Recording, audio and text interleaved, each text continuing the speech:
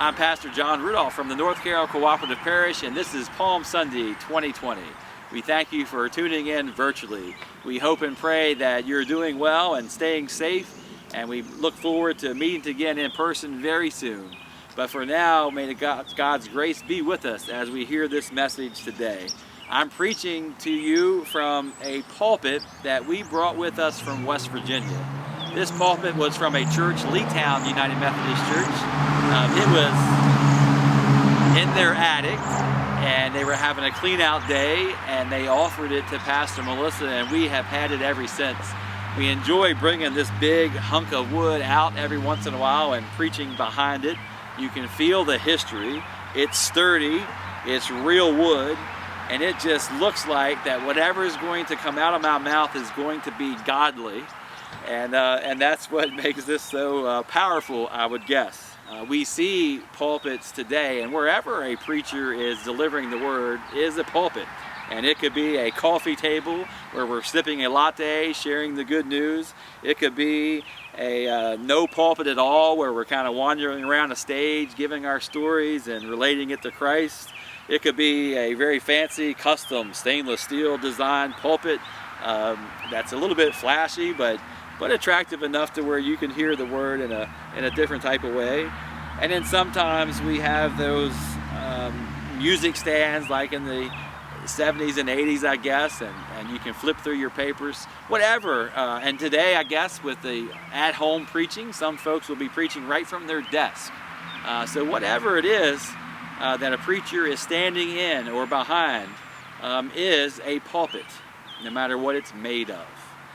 And the pulpits, all jokes aside, say a lot about the messenger and give us some clues about what type of message this is going to be. Pulpits help communicate and help the preacher communicate. And now I invite you to journey with me inside our sanctuaries of the North Carroll Cooperative Parish, and we're going to take a look at our historical pulpits together. Welcome inside of our Greenmount location. Notice I have to go up the steps, which is not uncommon. That's historically accurate for going into the pulpit. I step into this historic pulpit. It's from 1924. The architect of the church actually donated it to Greenmount. It is in the center of the chancel area, and we have an opportunity to share this with the lay people. And so a lay person will give the liturgy of the day and read the scriptures, and then we step into the pulpit and deliver the word. It overlooks the altar rail, and that is a post-Reformation style architecture. The congregation is at a lower level. That helps with sight lines and also with acoustics. And so this is the Greenmount pulpit. So here at our St. John's location, we have the pulpit to my left, to your right, on the chancel area here at the front of the nave. And it's a good illustration of what churches would have looked like prior to the Protestant Reformation. And so all eyes from the congregation as we look forward are looking towards the altar. And then we have a lectern to my right for the reading of the liturgy by a layperson of the day. And then we have a pulpit here to the left. Interestingly enough, it's like a half a box here at St. John's. And again, so it gets closer to the original pulpits in our church history around the world, where it would have been a literal box that you opened the door and secured yourself in to do the preaching of the day. The pulpit and chancel furniture is very handsome, solid walnut, upholstered with plush and ornamented with massive moldings. That is from a newspaper clipping from May of 1891. And they're describing here the pulpit at Grace in Upperco, which is part of our North Carroll Cooperative Parish.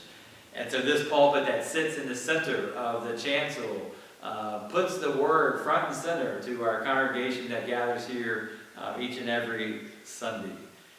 The post-Reformation, Protestant Reformation placement of the pulpits in many of our churches across the world, as it is at Greenmount as well. Before the Reformation, most of our churches would have the pulpit to the left and a reading lectern to the right. And in fact, as we go back further in history and in other parts of the world, especially in big cathedrals, and in Italy, for example, you'll have big, huge pulpits that are elevated, and not just elevated a few feet, but all the way up to the ceiling. And sometimes multi-layered, where they'd have a clerk checking attendance of the church. Then they'd have a reader in the middle, and the preacher would have to climb all the way to the top and get inside the little box. And so that is how the word was delivered, and the lectern was to the other side, and then the altar and table were in the center, like we talked about at the St. John's location. Now I'll turn this podium and stool into my pulpit as we come together to hear the word today for Palm Sunday. And we look at this passage from Matthew 21 as Jesus is preparing to go in to Jerusalem to usher in this Holy Week. On this traditional Palm Sunday time of the year, it's interesting that we just pause for a moment and think about Jesus being the Word of God. And so in light of the pulpits we just visited and the chat we had about where we deliver this word, anywhere that Jesus went, he took a pulpit with him. And in regards to the pulpit of Jesus the Christ, he preached in many different settings. He was never really behind a pulpit like we just visited, but he preached in a boat. He preached along the campfires. He preached up in the mountains top. He preached wherever he was traveling and wherever he would get an audience. He is and was the Word of God. This passage is no different. He's going to be entering into town, and it's a procession, and the disciples and the crowd, they're going to make it a parade atmosphere. The crowd's coming out of the city, and they're shouting their hosannas, and they're waving their palm branches, and they're celebrating as if victory has already been won. But there's 6 days to go yet, and so we're not quite there yet. It's premature. And more importantly, right here as we start this passage, Jesus sends for a donkey and its colt. And so Jesus is not even going to ride in on a white horse. He's riding in on a working animal, a mule, and the people miss that. And so Jesus in this passage makes a pulpit out of a donkey. And I know that's strange to say, and it's kind of a weird connection to make, but it's also important because it's the only time in the Gospels, according to Reverend Ben Witherington, where Jesus elevates himself above the crowd. And so that sends a message. He's up here, he's elevated, he's got something important to say and to do. But if you stop there, you miss the fact that what he's on is a donkey, a humble and peaceful working animal, not a war horse. And so with this mixed message, what is he trying to communicate? And so that is what the crowd misses. And when the crowd misses this, it's going to set them up for some failure as the week unfolds. And so I invite us, and I invite you to think about this passage in that way. Jesus comes as the Prince of Peace. He comes with humility and humbleness. And so, yeah, we like to wave our palm branches. We don't have them this year, so maybe that's a good thing. We like to shout our hosannas.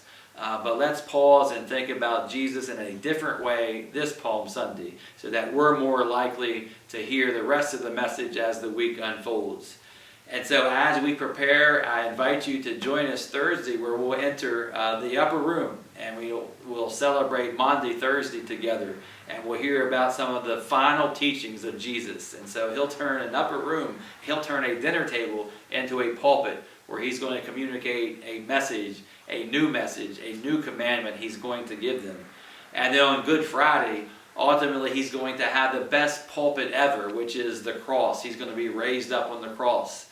And so we look forward to hearing what is being communicated by a most loving God from the top of a suffering opportunity on a cross.